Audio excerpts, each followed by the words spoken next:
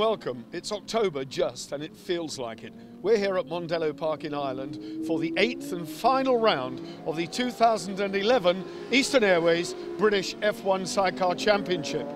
The weather here has been appalling for the last 2 days. It's rained constantly. Meanwhile, over on the UK mainland, by contrast, they're basking in the high 20s. Let me show you something. This, believe it or not, is the paddock. The rain was so bad last night that some of the crews had to move to higher ground. It seems impossible that just a week ago we were at Silverstone for round 7. And it was the big 3.7 mile Grand Prix circuit that hosted the first race. Already a hand in the air from the back. There was a problem with Tim Reeves and Greg Clues getting off the line. A very sluggish start for them, which left the others at the front of the pack, namely Roger Lovelock and Rick Lawrence, chased by Ben Bygrave and Ben Holland to make hay. Gary Smith went out of it early. He's been going well of late. Barry James once again put it on his roof. No injury to the rider, but that did bring out the safety car. That gave everybody the opportunity to close up, of course. Roger Lovelock and Rick Lawrence had put in blisteringly quick times in qualifying. From the back of the grid, Scott Lorry had a very fraught qualifying, to say the least, having been disqualified for cutting the chicane, had to fight back through the traffic. At the front, though, Roger Lovelock's bike was so quick, he was giving Tim Reeves a lot of trouble, making the championship leader work for his living.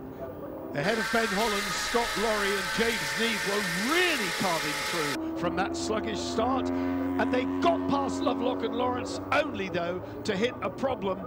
It was not to be their day. As it would turn out, Silverstone was to be a bad, bad day for them. Tim Reeves and Greg Clues, though, brought it home. What a season they are having. They had to do it all again in race 2, but they were joined on the front row by Roger Lovelock and Rick Lawrence, who had shown them in the first race that they were quick. And the veterans, and I'm going to call them veterans, keep calling them veterans because that's what they are by their own admission, really made Tim Reeves work for it. Ben Bygrave, Callum Lawson were locked into third place, Ben Holland and Lee Watson there as well. John Clark, Stuart Graham going through, and again recovering from a bad start, Scott Lorry.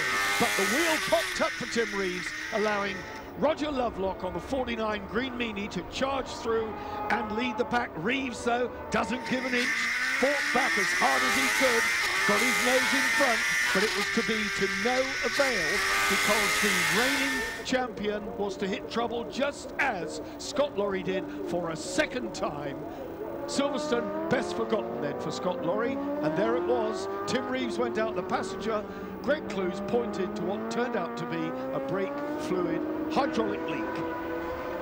The coast was clear then for the boys, the young boys, Ben Bygrave and Ben Holland, to make their presence felt. On for a podium spot. There was no stopping Roger Lovelock and Rick Lawrence. A big spin, though, by Ben Bygrave resulted in the outfit going on its roof. Callum Lawson was to sustain an injured ankle. Ben Bygrave was okay, and it was a brilliant finish for Ben Holland. But top step of the podium, customary handstand for Rick Lawrence. Roger Lovelock, what a start. Championship done and dusted for Tim Reeves and Greg Clues. With 1 round to go, they've got it home and dry. Lovelock and Lawrence, what a ride they had, moving on to 2:12. Scott Lorry relegated to 3rd. The Birchells then, 4th place for them. They were away on world duty. Mark Edwards, Shelley Smith is on the Kawasaki there with 16 points. Ian Guy, Carol McBride on 32 points. Carol will be joining me in the commentary box for the Mondello round. Gary Smith has come really good of late. He's on 31.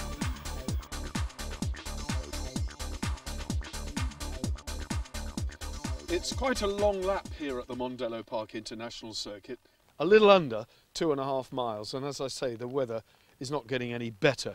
So much so that practice times were around an average speed of 50 miles an hour. That's unbelievably slow. So let's just have a look and see what these riders have to contend with. Well, the first thing I'm going to say is that we're at the front here. We're blessed with not having spray thrown back at us. Anybody behind us will be getting filled in well and truly.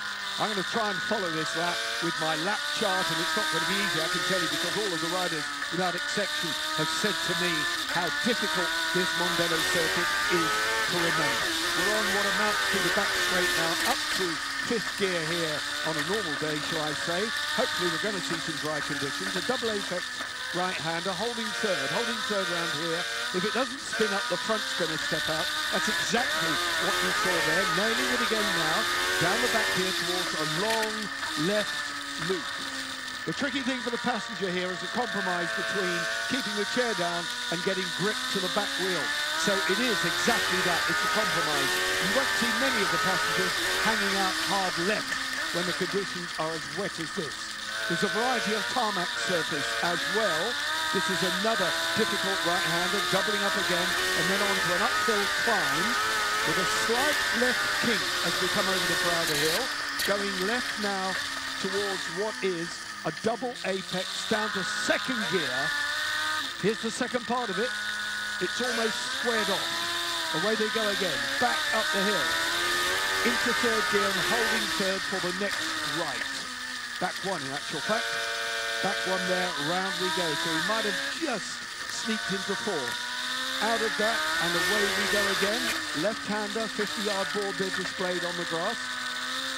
The variety of tarmac surface as well, making it very difficult for these guys to get the tyres to grip. You'll hear the engine spinning and spinning as it gets rear wheel slippage. Now over the brow of the hill, there's a big surprise coming up. The Dunlop right turn, it's 2nd gear tight, and then nailing it up the straight. 2.5 miles of absolute torture.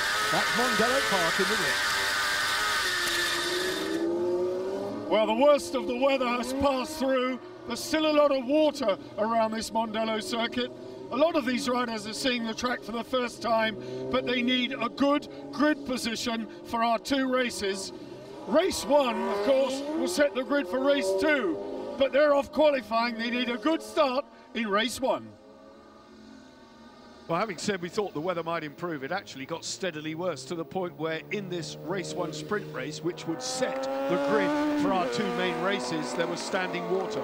All credit to number 26, Gordon Shand, who in 4 days rebuilt that bike completely after that massive Silverstone crash. Such is the commitment and the dedication of the riders from north of the border. In fact, the whole entry, that they turn up when they can. And he gave a good account of himself, as indeed did Carl Parkinson and Darren Tritton on the number 2 outfit. The crowd, though, were thrilled, despite the appalling conditions. Roger Lovelock and Ben Holland were having a good old push, but Tim Reeves again was supreme.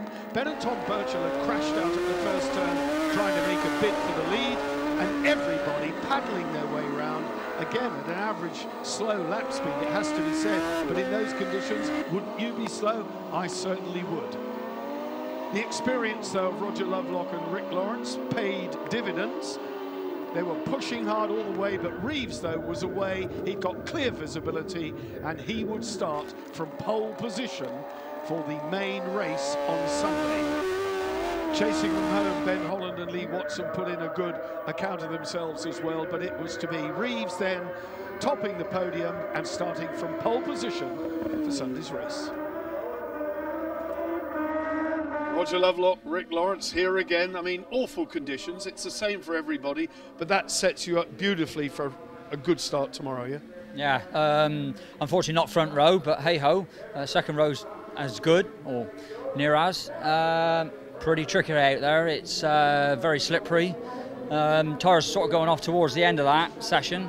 But we held it there in 3rd place, so yeah, 3rd on the grid's good enough for what we want. Rick, off the back of a win at Silverstone, I mean, you guys are regular front runners now, and you optimistic for tomorrow? Tim Reeves is quick, there's no doubt about it.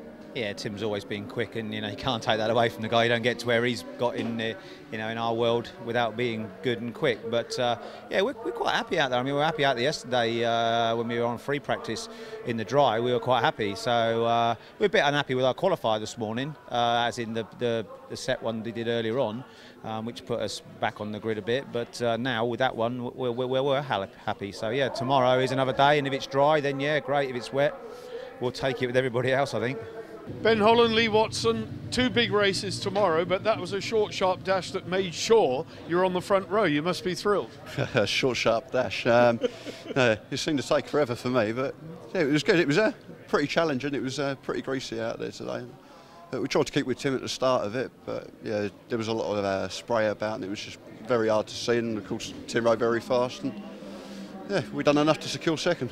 Lee, a good grid position round here is essential, isn't it? If you're not in the front with all this spray and all the muck, you haven't got a hope in hell. Yeah, definitely. If it's going to be like this tomorrow, then front row start's going to be a massive bonus. It's also very narrow around here, so even if it's dry, it's probably going to be good to be on the front row. It's a little bit sharp downhill, which we realised during the start of that race, but no, we're very happy with second.